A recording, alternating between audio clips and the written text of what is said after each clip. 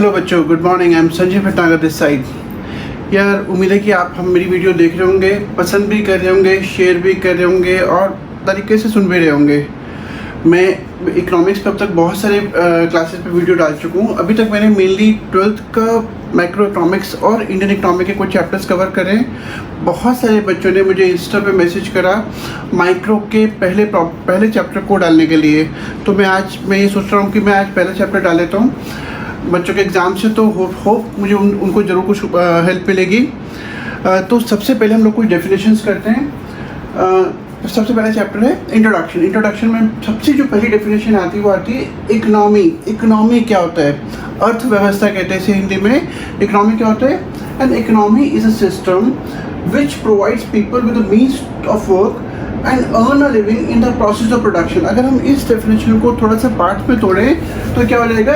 एक ऐसा सिस्टम, मतलब एक पूरे सिस्टम को हम इकोनॉमी बोल रहे हैं जहाँ पे कि लोगों को काम करने का मौका मिलता है और एक लिविंग अर्न करने का मौका मिलता है in the process of production. कि वो कुछ प्रोडक्शन कर रहे हैं, उसमें उनको काम करने का मौका मिला और काम करते हुए उन्होंने कुछ लिविंग अर्न करी।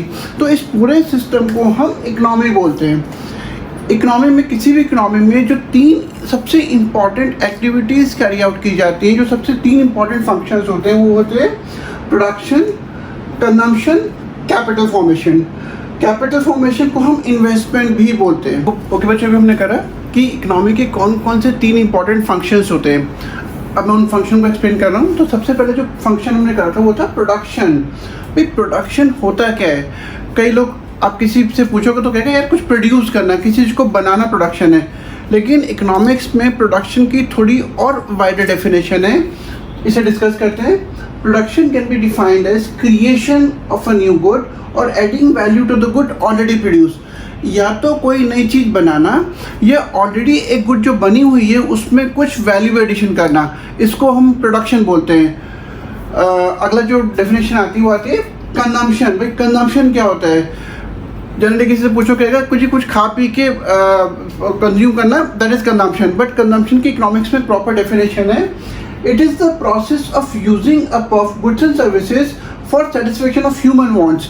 भाई जब आप कोई गुड को यूज़ करते हैं या कोई सर्विसेज को यूज़ करते हैं जिससे कि ह्यूमन वांट्स सेटिस्फाई होती है, उसको हम कंजम्पशन बोलते हैं। So it may be consumption of a good और a service which results into satisfaction of human wants, इसको हम कंजम्पशन बोलेंगे। जो थर्ड डेफिनेशन है वो है कैपिटल फॉर्मेशन।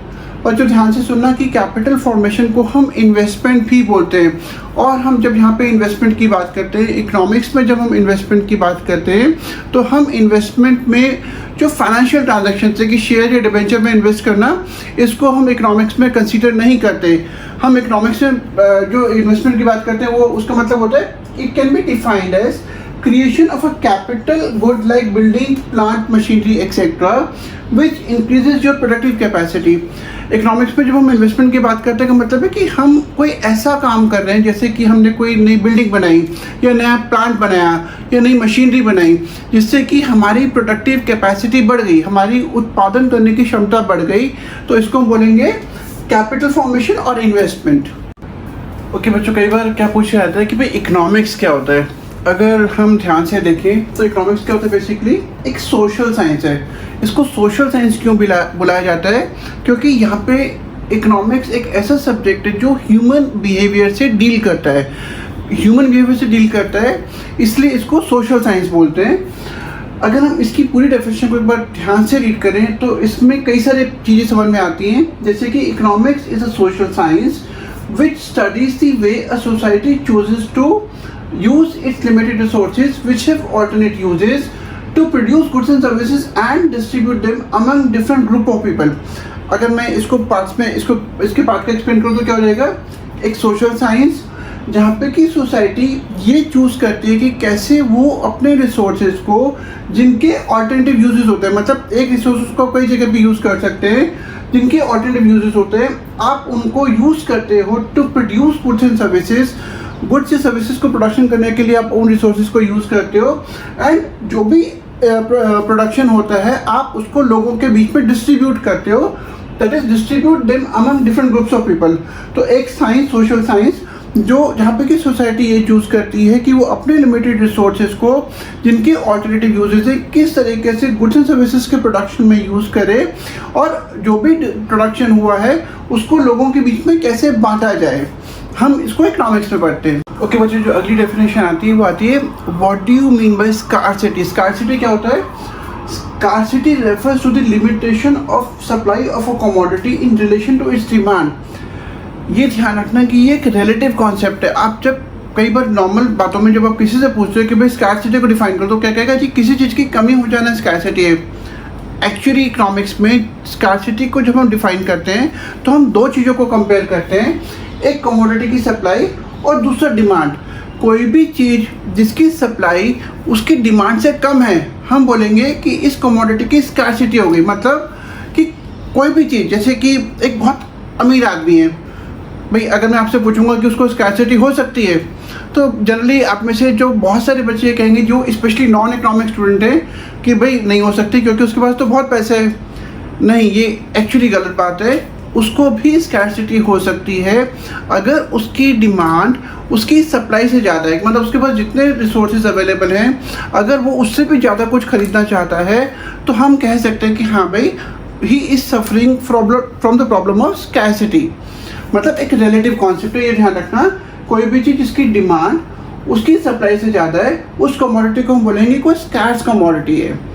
एक और डेफिनेशन आती है 1 marker, what do you mean by economising of resources. भाई रिसोर्सेज को इकोनोमाइज करने का क्या मतलब है? भाई अब इकोनॉमी में रिसोर्सेज हैं, हम इंडिविजुअल के पास अपने रिसोर्सेज होते हैं, तो हमको प्रॉब्लम कहाँ पर आता है कि हम अपने रिसोर्सेज को किस तरीके से यूज़ करें कि हमको बेस्ट पॉसिबल फ़ायदा हो। सो इसका मतलब क्या हो गया? Economising of resources refer to making optimum use of the available resources. Optimum का मतलब है best possible usage of the existing resources. इसको हम बोलेंगे इकोनोमाइजिंग ऑफ रिसोर्सेज। बहुत इंपॉर्टेंट क्वेश्चन 3 मार्कर आता है, भाई इकोनॉमिक प्रॉब्लम क्या होता है? मतलब सीधे 3 मार्कर आएगा, what is an economic problem. तो अगर हम इसको समझे तो economic problem is a problem of choice involving satisfaction of unlimited wants out of limited resources having alternative uses। मतलब अगर हम इस डेफिनेशन को तरीके से समझ लेते हैं तो हमारे को उसके तीनों जो रीज़न है वो याद हो जाते हैं। क्या कह रहा है? Is a problem of choice, मतलब हमको चूज़ करना पड़ता है कि हम कैसे अपनी वॉन्ट्स को जो अनलिमिटेड हैं उनको हम कैसे सेटिस्फाई करें आउट ऑफ लिमिटेड रिसोर्सेज। भाई हमारे रिसोर्सेज कम है, हमारी वॉन्ट्स बहुत ज़्यादा हैं, तो हम कैसे अपने रिसोर्सेज को यूज़ करें अपनी अनलिमिटेड वॉन्ट्स को सेटिस्फाई करने के लिए। ये हम बोलेंगे, इसको बोलेंगे इकोनॉमिक प्रॉब्लम। अगर हम इसके 3 मेन रीज़न को देखें, इसी डेफिनेशन में तीनों रीजन आते हैं। पहला है स्कार्सिटी ऑफ रिसोर्सेज। भाई चाहे वो इंडिविजुअल हो चाहे वो कंट्री हो, रिसोर्सेज सबके पास स्कार्स है, सबके पास कम है। तो प्रॉब्लम कहाँ पर आती है? अब अगर आप ध्यान से देखेंगे कि देयर स्कार्स, मैंने आपको बताया कि अभी की वो कम होते हैं, कंपैरेटिवली कम होते हैं, and they have alternative uses. भाई सपोज एक इंडिविजुअल की 1000 रुपये की इनकम है, उसकी लेकिन खर्चे 5000 के हैं, तो अब उसको क्या करना पड़ेगा? भाई इनकम 1000 की, खर्चे 5000 के हैं, तो उसको क्या करना पड़ेगा? उसको पहले वो देखेगा कि उसकी कौन सी जो वांट्स हैं वो इम्पॉर्टेंट है, उसकी कौन सी ऐसी ज़रूरतें हैं जो वो पहले पूरा करे। सपोज उसने एक लिस्ट बनाई, उसकी 10 जो ज़रूरतें हैं वो उसने पहले निकाल ली, जो सबसे इम्पॉर्टेंट ज़रूरतें हैं। अब वो अपने 1000 रुपये को उन ज़रूरतों को पूरा करने में लगाएगा और बाकी की जो वांट्स हैं, जो इच्छाएं हैं जो पूरी नहीं कर सकता, वो उसको अगली बार के लिए उसे टालना पड़ेगा क्योंकि उसके पास रिसोर्सेज नहीं है। तो इसका मतलब क्या हो गया कि रिसोर्सेज कम है। दूसरा, unlimited human wants. Human wants में जो एक सबसे खास बात होती है कि दे आर अनलिमिटेड। भाई एक सेटिस्फाई होती है, दूसरी आ जाती है, दूसरी सेटिस्फाई होती है, तीसरी आ जाती है, तीसरी होती है, चौथी आ जाती है, एंड सो ऑन। मतलब वांट्स लगातार कई सारी ऐसी वांट होती है जो आप सेटिस्फाई नहीं कर पाते। एंड एक बात और कि जो वांट्स होती हैं दे डिफर इन प्रायोरिटीज। भाई कुछ बहुत इंपॉर्टेंट वांट्स होती हैं जिनके बिना आपका गुजारा नहीं। भाई खाना है, पीना है, ये ऐसी चीज़ें हैं जो आपको पूरी करनी है। आप इनको आप कई दिनों के लिए नहीं टाल सकते। तो ये क्या है? ये इसका मतलब है डिफर इन प्रायोरिटीज। जो अर्जेंट वांट्स हैं वो आपको पहले सेटिस्फाई करनी है, जो बहुत इंपॉर्टेंट नहीं है भाई जिनको आप बाद में भी यूज़ कर सकते हो, बाद में भी सेटिस्फाई कर सकते हो, तो उनको हम फिर बाद के लिए टाल देंगे। थर्ड पॉइंट, ऑल्टरनेटिव यूजेस, मैंने आपको बताया था कि जो रिसोर्सेज हैं उनके ऑल्टरनेटिव यूजेस होते हैं। इसका मतलब है कि आप एक रिसोर्स को कई जगह पे यूज़ कर सकते हो। भाई ये पॉइंट क्यों इम्पोर्टेंट है? अगर ये पॉइंट नहीं होता, सपोज कोई रिसोर्स है जिसके ऑल्टरनेटिव यूजेस नहीं है, तो इसका मतलब है कि हमारे पास चॉइस नहीं है। हमको जिस जो यूज़ के लिए वो रिसोर्स बना है, हमको वो रिसोर्स वहीं यूज़ करना पड़ेगा। लेकिन अगर रिसोर्सेज के कई सारे यूजेस हैं तो हम चूज़ कर सकते हैं कि भाई हमारे को वो रिसोर्स कहाँ पे यूज़ करना है, तो इसलिए ऑल्टरनेटिव यूजेस। ओके बच्चों, अब जो अगला क्वेश्चन आता है वो आ रहा है बेसिकली डिफरेंस। एक होता है पॉजिटिव इकोनॉमिक्स, एक होता है नॉर्मेटिव इकोनॉमिक्स। तो पॉजिटिव और नॉर्मेटिव इकोनॉमिक्स में मेनली क्या फ़र्क है, हम इसको डिस्कस कर रहे हैं। मैंने आपको पहले भी बता रखा है कि जब भी आपसे कोई डिफरेंस पूछा जाता है तो आपको हमेशा टेबल बनानी है। ये टेबल है, आपको बहुत सफाई से बनानी है, ये इतनी साफ़ नहीं बनी है, मुझे मालूम है पॉसिबल नहीं है, तो आपको लेकिन एग्जाम में बहुत साफ बनाना है। ओके बच्चों, जो सबसे पहला डिफरेंस आता है वो आता है मीनिंग का। भाई it deals with what is और how economic problems are actually solved. हम बात कर रहे हैं पॉजिटिव इकोनॉमिक्स की। पॉजिटिव इकोनॉमिक्स किस चीज़ से डील करता है कि कैसे इकोनॉमिक प्रॉब्लम्स को एक्चुअल में सॉल्व किया जाता है। जो नॉर्मेटिव इकोनॉमिक्स है वो क्या बताता है कि how they should be actually solved, मतलब यहाँ पे गरीबी कैसे हटाई जाए, यहाँ बताया जा रहा है। यहाँ गरीबी कैसे हटानी चाहिए, यहाँ हम इसकी बात कर रहे हैं। जो अगला डिफरेंस है वो है वेरिफिकेशन। जब हम पॉजिटिव इकोनॉमिक्स की बात करते हैं so it can be verified with actual data. भाई सपोज इंडिया में इतनी गरीबी है तो इस डेटा को जाके चेक किया जा सकता है कि हाँ भाई इतनी गरीबी इंडिया में है। लेकिन जो नॉर्मेटिव इकोनॉमिक्स है उसमें क्या है, it can not be verified with actual data. भाई गरीबी नहीं होनी चाहिए, ये एक ऐसी स्टेटमेंट है जो बता रही कि नहीं होना चाहिए, लेकिन उसको हम वेरीफाई नहीं कर सकते, उसको हम प्रैक्टिकल डेटा से चेक नहीं कर सकते। थर्ड पॉइंट है पर्पस। भाई positive economics aims to make a real description. भाई इंडिया में 33% लोग गरीब हैं, तो यहाँ रियल डिस्क्रिप्शन बता रहे हैं कि हाँ भाई ये प्रॉब्लम इंडिया में एग्जिस्ट करती है। Normative economics it deals with और aims to determine the ideals. Ideal का मतलब हो गया कि क्या होना चाहिए या क्या नहीं होना चाहिए। ओके बच्चों, जो थर्ड पॉइंट आता है वो आता है पर्पस। भाई पॉजिटिव इकोनॉमिक्स में क्या होता है कि वो रियल डिस्क्रिप्शन देता है, वो ये बताता है कि हाँ भाई इंडिया में गरीबी है। जो नॉर्मेटिव इकोनॉमिक्स है वो ये बता रहा है कि it aims to determine the ideals, कि क्या होना चाहिए या क्या नहीं होना चाहिए। इंडिया में अनएम्प्लॉयमेंट नहीं होना चाहिए, एक आइडियल सिचुएशन है, या इंडिया में गरीबी नहीं होनी चाहिए। अगला पॉइंट आ गया value judgement. Positive economics does not give any value judgement. ये किसी भी टाइप की वैल्यू जजमेंट नहीं देता कि क्या होना चाहिए क्या नहीं होना चाहिए, जो एक्चुअल फिगर है वो बता रहा है। लेकिन जो नॉर्मेटिव इकोनॉमिक्स है वो ये बताता है, वो हमें वैल्यू जजमेंट दे रहा है। भाई गरीबी नहीं होनी चाहिए, गरीबी कैसे हटानी चाहिए, अनएम्प्लॉयमेंट कैसे हटाना चाहिए। तो यहाँ पे एक आइडियल सिचुएशन की बात हो रही है जहाँ पे कि एक जजमेंट दी जा रही है। देन आता है एग्जाम्पल्स। भाई प्राइजेज आर राइजिंग, ये आप जाके वेरीफाई कर सकते हो कि हाँ भाई कीमतें बढ़ रही हैं, ये पॉजिटिव इकोनॉमिक्स है। प्राइजेज शुड नॉट राइज, भाई प्राइस नहीं बढ़ने चाहिए, ये एक नॉर्मेटिव इकोनॉमिक्स है। बच्चे जो अगला क्वेश्चन आता है इंपॉर्टेंट, वो आता है difference between micro economics and macro economics. भाई माइक्रो में अगर आप ध्यान से देखेंगे तो यहाँ पे एक आई आता है और यहाँ पे ए आता है। जो आई है अगर आप उसको याद करना चाहते हो तो आप ऐसे कर सकते हैं कि आई स्टैंड्स फॉर इंडिविजुअल। इंडिविजुअल मतलब एक यूनिट, इकोनॉमी की एक यूनिट को जो भी चीज़ स्टडी करती है उसको हम बोलते हैं माइक्रो। और मैक्रो हो गया एग्रीगेट्स, जो पूरी इकोनॉमी को ऐसे होल स्टडी करता है। तो मतलब अगर आप सीधा इसका मीनिंग देखते हैं, it is that part of economic theory which studies the behavior of individual units of an economy। Economics का एक पार्ट जो कि इकोनॉमिक्स की इंडिविजुअल यूनिट्स को स्टडी करता है, जैसे इंडिविजुअल कंज्यूमर या इंडिविजुअल प्रोड्यूसर, वो हम उसको बोलते हैं माइक्रो इकोनॉमिक्स। और इसका मतलब क्या होगा कि जो एक दूसरा पार्ट है इकोनॉमिक्स का जो पूरी कंट्री को एज एग्रीगेट स्टडी करता है, पूरी कंट्री की स्टडी करता है। भाई नेशनल इनकम कितनी है, एग्रीगेट इन्वेस्टमेंट कितना है, तो इसका मतलब वो है मैक्रो इकोनॉमिक्स। जो अगला पार्ट है वो इसका टूल, अगला जो बेसिस है टूल्स। भाई माइक्रो इकोनॉमिक्स में हम डिमांड एंड सप्लाई को यूज़ करके हम बहुत सारी प्रॉब्लम्स को डिसाइड करते हैं, जैसे कि फैक्टर्स ऑफ प्रोडक्शन का प्राइस डिसाइड करना या गुड्स एंड सर्विसेज का प्राइस डिसाइड करना। मैक्रो इकोनॉमिक्स में जो इसके टूल्स हैं वो है aggregate demand and aggregate supply. भाई पूरी इकोनॉमी की एग्रीगेट डिमांड, पूरी इकोनॉमी की एग्रीगेट सप्लाई, वो जब आपस में इंटरेक्ट करते हैं तो कई सारी प्रॉब्लम सॉल्व होती हैं। तो इसके जो मेन टूल्स हैं वो हैं aggregate demand and aggregate supply. Third point, basic objective. भाई माइक्रो इकोनॉमिक्स का जो मेन ऑब्जेक्टिव है वो है गुड्स का या फैक्टर्स ऑफ प्रोडक्शन का प्राइस डिसाइड करना। भाई आप लोग मार्केट में जाते होंगे तो कई बार क्या होता है कि आपने क्या करा, जिससे भी आपको सपोज कोई चीज़ खरीदते, सब सब्जी खरीदती हैं, तो जब आप सब्जी खरीदते हो तो आप क्या करते हो, उससे बात करते हो, भैया कैसे दिया, वो कहेगा जी इतने का दिया, फिर आप कुछ बोलोगे, फिर वो कुछ बोलेगा, और एक ऐसा पॉइंट आएगा जहाँ पे कि दोनों खरीदने को तैयार हो जाओगे। उसको हम बोलते हैं इक्विलिब्रियम प्राइस। तो इंडिविजुअल यूनिट्स कैसे आपस में इंटरेक्ट करती हैं और किस तरीके से इंटरेक्ट करके वो गुड्स के या फैक्टर्स ऑफ प्रोडक्शन के प्राइस को डिटरमिन करती हैं, इसको हम पढ़ते हैं माइक्रो इकोनॉमिक्स में।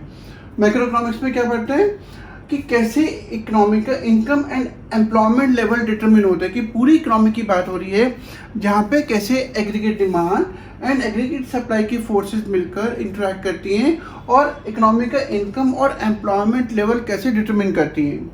अगला पॉइंट, एग्रीगेशन। भाई माइक्रो इकोनॉमिक्स में मैंने आपको भी बताया कि हम इस पर इंडिविजुअल यूनिट पढ़ रहे हैं, लेकिन ऐसा कोई वाटर टाइट कंपार्टमेंट नहीं, क्योंकि माइक्रो इकोनॉमिक्स में कुछ ऐसे टॉपिक्स भी पढ़े जाते हैं जो थोड़ा सा बड़े हैं। जैसे कि अगर हम बोले मार्केट डिमांड, भाई मार्केट डिमांड को भी हम माइक्रो इकोनॉमिक्स में पढ़ते हैं। मतलब ये नहीं कि सिर्फ 100% इंडिविजुअल यूनिट पढ़ी जा रही है, कुछ हद तक कुछ ऐसी चीज़ें जो इंडिविजुअल यूनिट से थोड़ी बड़ी हैं वो भी हम माइक्रो इकोनॉमिक्स में पढ़ते हैं। मतलब यहाँ पे एक लिमिटेड डिग्री ऑफ एग्रीगेशन है, लेकिन मैक्रो इकोनॉमिक्स में हाईएस्ट डिग्री ऑफ एग्रीगेशन है। मतलब क्योंकि हम पूरी कंट्री की बात कर रहे हैं, भाई एक देश की कितनी इनकम हुई है, एक देश में कितना इन्वेस्टमेंट हुआ, या एक देश में कितना कंजम्पशन हो रहा है, तो वो सारी चीज़ें हम मैक्रो इकोनॉमिक्स से पढ़ रहे हैं। तो यहाँ पे आएगा हाईएस्ट डिग्री ऑफ एग्रीगेशन। अगला पॉइंट, अदर नेम्स। भाई माइक्रो इकोनॉमिक्स को प्राइस थ्योरी भी बोला जाता है, क्योंकि यहाँ पे कमोडिटीज का या फैक्टर्स ऑफ प्रोडक्शन का प्राइस डिटर्मिनेशन होता है by the forces of demand and supply. तो एक 1 मार्क का क्वेश्चन आता है, what is the other name of micro economics? इसको बोलते हैं प्राइस थ्योरी। जो माइक्रो इकोनॉमिक्स का दूसरा नाम है वो है theory of income and employment या इनकम एंड एम्प्लॉयमेंट थ्योरी। ये है माइक्रो इकोनॉमिक्स का दूसरा नाम। इसके एग्जांपल्स, भाई ये तो हम अभी कई बार डिस्कस कर चुके हैं कि जब हम इंडिविजुअल इनकम की बात कर रहे हैं या इंडिविजुअल प्रोड्यूसर या आउटपुट की बात कर रहे हैं तो वो हम पढ़ेंगे माइक्रो इकोनॉमिक्स में। लेकिन अगर हम देश के लेवल की बात कर रहे हैं, जैसे कि नेशनल इनकम हो गया या नेशनल आउटपुट हो गया, तो वो हम पढ़ते हैं मैक्रो इकोनॉमिक्स में। जनरली ये 3 to 4 मार्क का क्वेश्चन आता है। कोशिश ये करिएगा कि आप कम से कम 3 पॉइंट्स और हो सके तो एक ज़्यादा लेके चलिए। अगर आप ज़्यादा लिखेंगे तो थोड़ा सा टीचर को मार्क्स देने में ज़रा कंफर्टेबल फील करेगा एंड आपको थोड़ा खुल के मार्क्स देगा। ओके बच्चों, अगला क्वेश्चन आता है, what are the central problems of an economy? किसी भी इकोनॉमी की सेंट्रल प्रॉब्लम्स क्या होती है? भाई सबसे पहली बात है कि इसको हम सेंट्रल प्रॉब्लम क्यों बोलते हैं। भाई होता क्या है कि दुनिया में जितनी भी कंट्रीज हैं, जितनी भी इकोनॉमीज हैं, उन सारे के सारी कंट्रीज़ को कुछ कॉमन प्रॉब्लम फेस करना पड़ता है। क्योंकि प्रॉब्लम सबको कॉमन है तो इसलिए इनको central problem of an economy भी बोला जाता है। हम इसको एक दूसरे नाम से भी जानते हैं, what do you mean bye problem of allocation of resources. कई बार बच्चों को ये क्वेश्चन दिया जाता है कि how economy allocates it's resources, तो उसको एक्सप्लेन करें। इसका मतलब है कि एग्जामिनर आपसे सेंट्रल प्रॉब्लम के बारे में पूछ रहा है। किसी भी इकोनॉमी में 3 सेंट्रल प्रॉब्लम होती हैं। सबसे पहली जो प्रॉब्लम है वो है what to produce and in what quantity. भाई कितना प्रोड्यूस करें, क्या प्रोड्यूस करें और कितनी क्वांटिटी में प्रोड्यूस करें, ये है पहली problem, what to produce and in what quantity. दूसरी प्रॉब्लम है हाउ टू प्रोड्यूस, भाई कैसे प्रोड्यूस करें। जनरली इकोनॉमी में हम 2 तरीके से प्रोड्यूस कर सकते हैं, एक होता है लेबर इंटेंसिव, एक होता है कैपिटल इंटेंसिव। लेबर इंटेंसिव होता है जहाँ पे आप ज़्यादा लेबर यूज़ करते हो और कम मशीन यूज़ करते हो। कैपिटल इंटेंसिव होता है जहाँ पे आप ज़्यादा मशीन यूज़ करते हो और कम लेबर यूज़ करते हो। तो ये है हाउ टू प्रोड्यूस। एंड तीसरी प्रॉब्लम है फॉर हुम टू प्रोड्यूस, भाई किसके लिए प्रोड्यूस किया जाए, अमीरों के लिए प्रोड्यूस किया जाए कि गरीबों के लिए प्रोड्यूस किया जाए। इसको हम problem of distribution of national income भी बोलते हैं, डिस्ट्रीब्यूशन ऑफ इनकम। ये जो फॉर हुम टू प्रोड्यूस प्रॉब्लम है, इसको हम problem of distribution of income भी बोलते हैं। ओके बच्चों, जो सबसे पहली प्रॉब्लम आती है वो आती है what to produce and in what quantity. भाई अगर हम इसकी डेफिनेशन को ध्यान से देखें, the problem involves selection of goods and services to be produce and the quantity to be produced of each selected commodity. भाई पहले तो मैं ये डिसाइड करना है कि हम कौन सी दो गुड्स को प्रोड्यूस करें। हम बहुत एक सिंपल इकोनॉमिक एग्जांपल लेके चल रहे हैं जहाँ पे मैं ये डिसाइड करना है, सपोज मैं एग्जांपल लेता हूँ कि कंज्यूमर गुड प्रोड्यूस की जाए कि कैपिटल गुड प्रोड्यूस की जाए, या फिर बटर प्रोड्यूस किया जाए कि गन्स प्रोड्यूस किया जाए। और अगर हम इनमें से कंज्यूमर या कैपिटल गुड चूज करते हैं तो कितनी क्वांटिटी में कंज्यूमर गुड प्रोड्यूस करना है और कितनी क्वांटिटी में कैपिटल गुड प्रोड्यूस करना है, या फिर कितनी क्वांटिटी में बटर प्रोड्यूस करना है और कितनी क्वांटिटी में गन्स प्रोड्यूस करनी है। ये प्रॉब्लम इस चीज़ को डिसाइड करती है। ये ध्यान रखिएगा कि इसमें जो सबसे मेन इंपॉर्टेंट गाइडिंग प्रिंसिपल, जो सबसे इंपॉर्टेंट क्राइटेरिया है जहाँ इकोनॉमी को ये देखना जरूरी है, वो है कि कैसे अपने रिसोर्सेज को एलोकेट करें इस तरीके से जहाँ पे कि सोसाइटी को मैक्सिमम एग्रीगेट सेटिस्फैक्शन मिले, मतलब पूरी सोसाइटी को सबसे ज़्यादा फायदा मिले। Guiding principal allocates the resources in a manner which gives maximum aggregate satisfaction. पूरी सोसाइटी को जहाँ पे सबसे ज़्यादा फायदा मिलता है, सोसाइटी को अपने रिसोर्सेज को इस तरीके से यूज़ करना चाहिए। ओके बच्चों, जो अगली सेंट्रल प्रॉब्लम आती है, जो अगला मेन क्वेश्चन आता है सेंट्रल प्रॉब्लम का, वो आता है how to produce. How to produce का मतलब कैसे प्रोड्यूस किया जाए। तो हम यहाँ पे जो बात कर रहे हैं कि हम कौन से मेथड या टेक्निक को यूज़ करके अपने आउटपुट को प्रोड्यूस करें। तो जनरली हम जो टेक्निक्स या मेथड्स हैं उसको हम दो पार्ट में डिवाइड करते हैं। पहला है लेबर इंटेंसिव टेक्निक। भाई लेबर इंटेंसिव टेक्निक कौन सी होती हैं? जहाँ पे कि हम ज़्यादा लेबर और कम मशीनें यूज़ करते हैं। एक होता है कैपिटल इंटेंसिव टेक्निक, जहाँ पे हम ज़्यादा मशीन्स और कम लेबर यूज़ करते हैं, इनको बोलते हैं कैपिटल इंटेंसिव टेक्निक। भाई अब कई सारे बच्चों से क्वेश्चन पूछे जाते हैं कि भाई इंडिया है, इंडिया में कौन सी टेक्निक यूज़ की जानी चाहिए। तो ज़्यादातर बच्चे बोलेंगे जी लेबर इंटेंसिव करना चाहिए। लेकिन आपको ये बात ध्यान रखना है कि अगर आपको कोई ऐसा बताता है तो आपको ये बात जरूर ध्यान रखनी है कि इसका जो गाइडिंग प्रिंसिपल है, जो मेन क्राइटेरिया है, जो आपको याद रखना है या ध्यान रखना है इस चीज़ का आंसर देते हुए कि कौन सी टेक्निक यूज़ करनी है। हमें कोई ऐसी टेक्निक चूज़ करनी है जहाँ पे हम कम से कम कॉस्ट में आउटपुट को प्रोड्यूस कर सके, कम से कम रिसोर्सेज को यूज़ करके। So we may choose a technique which is labour intensive, जहाँ पे हम सिर्फ लेबर यूज़ कर रहे हैं, और we may choose a technique which is only capital intensive, जहाँ पे हम सिर्फ कैपिटल यूज़ कर रहे हैं। और it may be a combination of both the techniques, कोई थोड़ा सा लेबर और थोड़ा सा मशीन, हम दोनों के कॉम्बिनेशन को चूज़ करके, पर हम जो भी टेक्निक चूज़ करें वो हमें ध्यान रखना है कि वो कम से कम कॉस्ट में मैक्सिमम आउटपुट प्रोड्यूस करे। हमें ऐसी टेक्निक चूज़ करनी है। So guiding principle combine factors of production in such a manner so that maximum output is produced at minimum cost using least possible resources। कम से कम resources को use करके maximum output produce करना, हमें इस तरीके से टेक्निक को डिसाइड करना है। बच्चे जो थर्ड सेंट्रल प्रॉब्लम आती है वो आती है फॉर whom टू प्रोड्यूस। भाई किसके लिए प्रोड्यूस किया जाए। तो ये जो मेन प्रॉब्लम है वो है it relates to the distribution of goods and services among the individuals of an economy that is to produce goods for more poor and less rich or more rich and less poor। तो basically ये जो problem है वो है कि कैसे जो भी इनकम जनरेट होती है इकोनॉमी में वो फैक्टर्स ऑफ प्रोडक्शन के बीच में बांटी जाए। फैक्टर्स ऑफ प्रोडक्शन मैंने कौन कौन से होते हैं? Land, labour, capital and entrepreneur. तो सपोज हमारी इकोनॉमी में 100 रुपये जनरेट हुए, तो उस 100 रुपये में से कितना पैसा लेबर को जाएगा, कितना लैंड को जाएगा। लैंड का मतलब है कि लैंड ओनर को कितना जाएगा, कितना कैपिटल को जाएगा। कैपिटल मतलब कितना जो जिस बंदे ने कैपिटल प्रोवाइड कराई है उसको कितना पैसा जाएगा, और कितना पैसा एंटरप्रेन्योर के पास आ जाएगा जो मेन बिजनेसमैन है जिसने काम स्टार्ट करा है। तो ये जो प्रॉब्लम है वो है कि कैसे जो भी इनकम जनरेट होती है वो इकोनॉमी में कैसे बांटी जाए, या जो भी गुड्स एंड सर्विसेज प्रोड्यूस होती हैं वो कैसे डिस्ट्रीब्यूट हो। ये ध्यान रखिएगा कि इसका जो गाइडिंग प्रिंसिपल है, ensures that urgent wants of each productive factor are fulfilled to the maximum possible extent। भाई जितने भी फैक्टर्स ऑफ प्रोडक्शन है, लैंड, लेबर, कैपिटल और एंटरप्रेन्योर, उनको जो भी इनकम मिल रही है वो इतनी ज़रूर मिलनी चाहिए कि उनकी मैक्सिमम वांट्स को, उनकी जितनी भी अर्जेंट मैक्सिमम वांट्स हैं, आप उनको तरीके से सेटिस्फाई कर सको।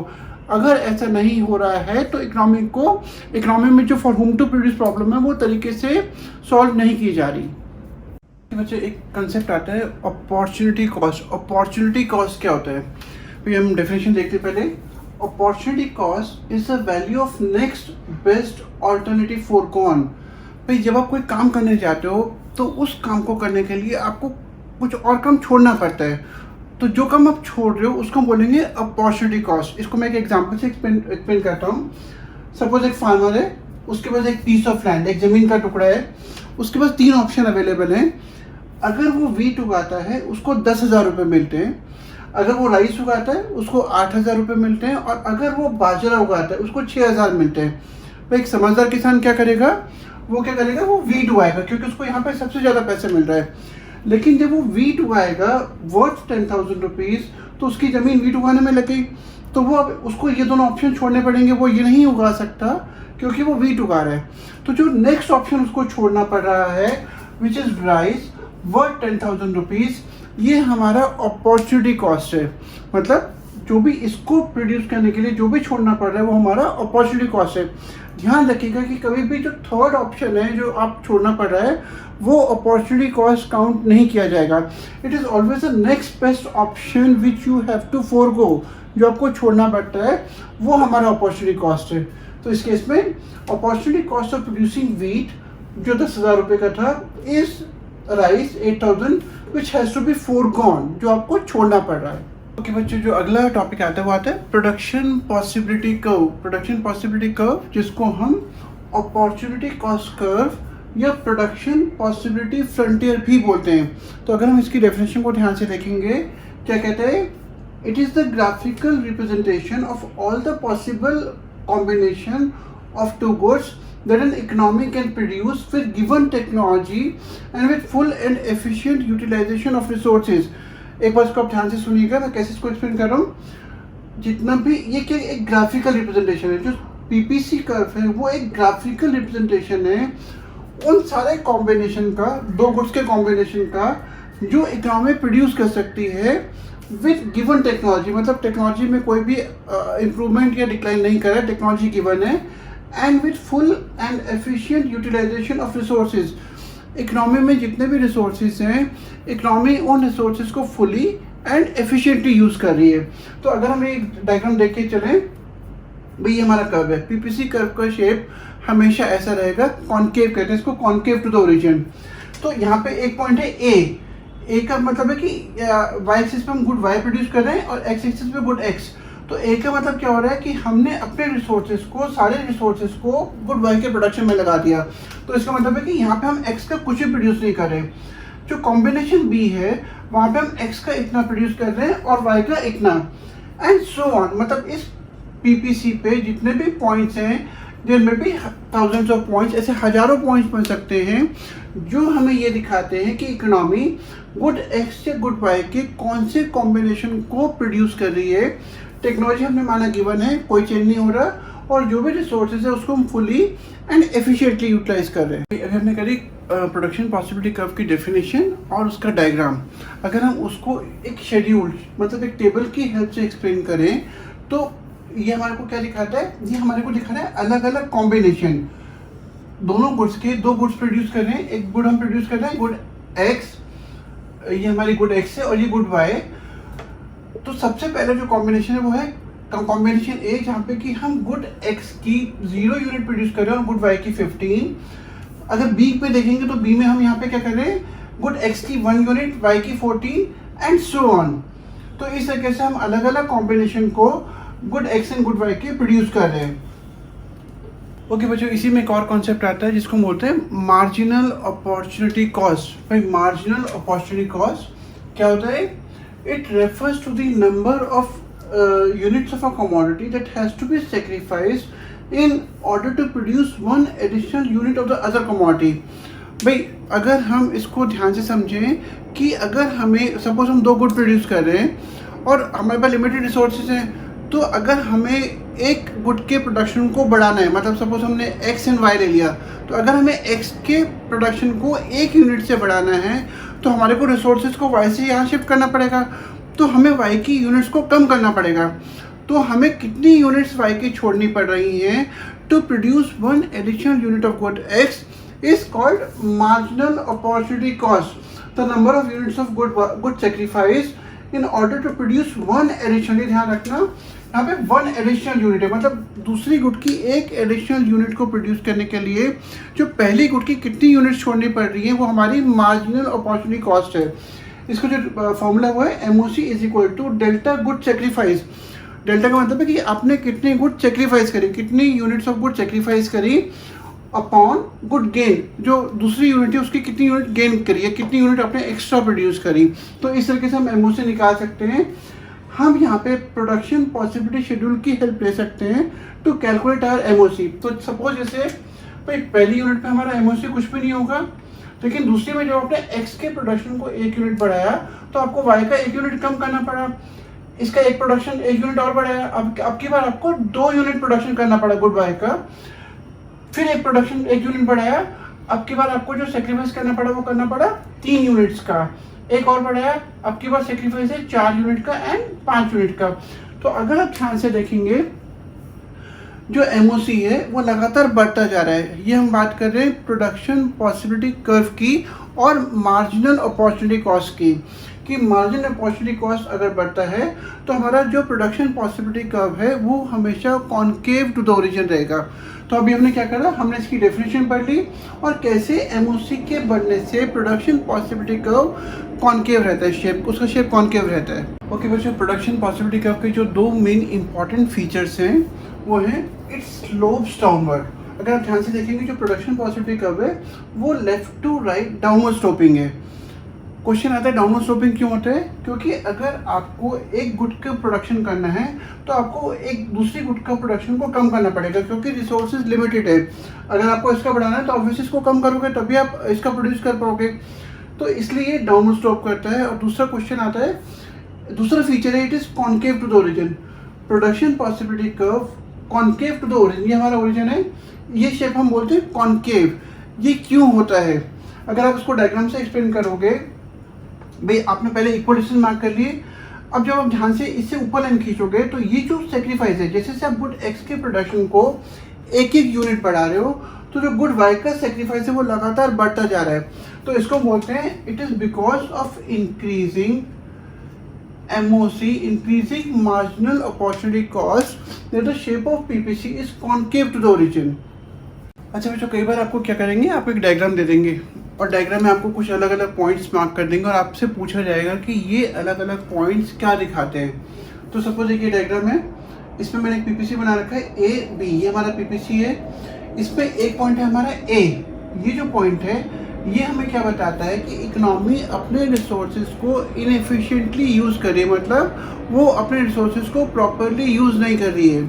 क्योंकि ओनली अगर वो पॉइंट PPC के ऊपर होता, सपोज ये पॉइंट होता है या ये B पॉइंट है या ये पॉइंट है, ये हमें क्या बता रहा है कि इकोनॉमी अपने रिसोर्सेज को फुल एंड एफिशिएंट तरीके से यूज़ कर रही है। कोई भी point below PPC shows inefficient utilisation of resources. और इसी तरीके से अगर एक पॉइंट है, सपोज ये पॉइंट C है, पॉइंट C हमें क्या बता रहा है कि ये एक ऐसा कॉम्बिनेशन है जिसको हम प्रोड्यूस नहीं कर सकते, क्योंकि इकोनॉमी के पास इतने रिसोर्सेज नहीं है कि वो इस कॉम्बिनेशन को प्रोड्यूस कर पाए। तो इसलिए हम बोलेंगे अनअटेनेबल कॉम्बिनेशन ऑफ गुड्स। तो जब एक अगला पॉइंट आता है कि PPC कब राइटवर्ड शिफ्ट करता है, कब लेफ्टवर्ड शिफ्ट करता है। भाई ये हमारा PPC है, सपोज AB हमारा मेन PPC है। अगर हमारी टेक्नोलॉजिकल इम्प्रूवमेंट होता है, मतलब हमारी इकोनॉमी में अगर टेक्नोलॉजी ग्रो करती है या हमारे रिसोर्सेज बढ़ते हैं तो हमारा PPC का राइटवर्ड शिफ्ट कर जाएगा, वो AB से राइटवर्ड शिफ्ट होकर CD हो जाएगा। मतलब अब इकोनॉमी सेम ज़्यादा रिसोर्सेज से या इम्प्रूव टेक्नोलॉजी से ज़्यादा गुड्स को प्रोड्यूस कर सकती है। और अगर PPC लेफ्टवर्ड शिफ्ट करता है कब, अगर हमारी टेक्नोलॉजी डिक्लाइन कर जाती है, मतलब हमारी मशीनों में ब्रेकडाउन हो गया, हमारी जो भी टेक्नोलॉजी हम यूज़ करते हैं वो डिक्लाइन कर गई या हमारे रिसोर्सेज डिक्लाइन कर गए। सपोज एक अर्थक्वेक आया या एक फ्लड आ गया और हमारी पॉपुलेशन या कैपिटल का लॉस हो गया, तो उस केस में हमारा PPC को लेफ्टवर्ड शिफ्ट कर जाएगा। ओके बच्चों, जो इस चैप्टर का एक क्लास क्वेश्चन है कि PPC कब रोटेट करता है। ध्यान रखिएगा कि शिफ्ट में और रोटेशन में फ़र्क है। शिफ्ट में पूरे का पूरा PPC राइटवर्ड या लेफ्टवर्ड शिफ्ट करेगा, लेकिन रोटेशन में क्या होता है कि कोई एक पॉइंट फिक्स है, जैसे यहाँ पे एक पॉइंट फिक्स है, यहाँ पे एक पॉइंट फिक्स है, तो इसको बोलते हैं रोटेशन। सपोज हमारी जो गुड X थी उसकी टेक्नोलॉजी में इम्प्रूवमेंट हुआ, ये डिक्लाइन हो गया। अगर प्रोडक्शन टेक्निक में इम्प्रूवमेंट होता है तो इसका मतलब है कि अभी तक सपोज हम ये प्रोड्यूस कर रहे थे, लेकिन अब हम एक्स को ज़्यादा प्रोड्यूस कर पाएंगे, हमारे को वाई का कोई सेक्रीफाइस करने की जरूरत नहीं, बट अब हम एक्स को इतना ज़्यादा प्रोड्यूस कर रहे हैं तो हम बोलेंगे PPC curve will rotate outwards from A B to A C. और अगर एक्स की टेक्नोलॉजी डिक्लाइन कर जाती है तो पीपीसी कर्व लेफ्टवर्ड रोटेट करता है from A B to A D, क्योंकि अब हम एक्स का कम प्रोड्यूस कर पा रहे हैं। इसी तरीके से अगर हम वाई का देखें, अगर वाई की टेक्नोलॉजिकल इम्प्रूवमेंट होता है तो अब हम वाई का ज़्यादा प्रोड्यूस कर पा रहे हैं। तो पहले हम इतना प्रोड्यूस करते थे, लेकिन अगर अब हम वाई का ज़्यादा प्रोड्यूस कर पा रहे हैं। और अगर वाई की टेक्नोलॉजी डिक्लाइन करती है तो हम वाई का कम प्रोड्यूस कर पाएंगे, तो इसको बोलते हैं it will rotate outwards on Y axis और it will rotate inwards on Y axis. Okay बच्चों, इस चैप्टर को डालने का मेरा मेन एम था कि मुझे बहुत सारे बच्चों ने, बहुत सारे पेरेंट्स ने एक्चुअली इंस्टा पे भी मुझे मैसेज करा और मेल में भी कि वो चाह रहे थे कि मैं 11th क्लास के इस चैप्टर को मैं कवर अप करूं, तो इसलिए मैंने इस चैप्टर के नोट्स बना के भी डाल रहा हूं। अगर आपको नोट्स चाहते तो आप प्लीज़ कमेंट सेक्शन में कमेंट करिए, अपना ईमेल भेजिए, मैं आपको नोट्स जरूर फॉरवर्ड करूँगा। Thank you. प्लीज़ चैनल को लाइक करिए, सब्सक्राइब करिए, अपने फ्रेंड्स के साथ शेयर करिए। God bless you. Work hard, take care of your parents. Thank you.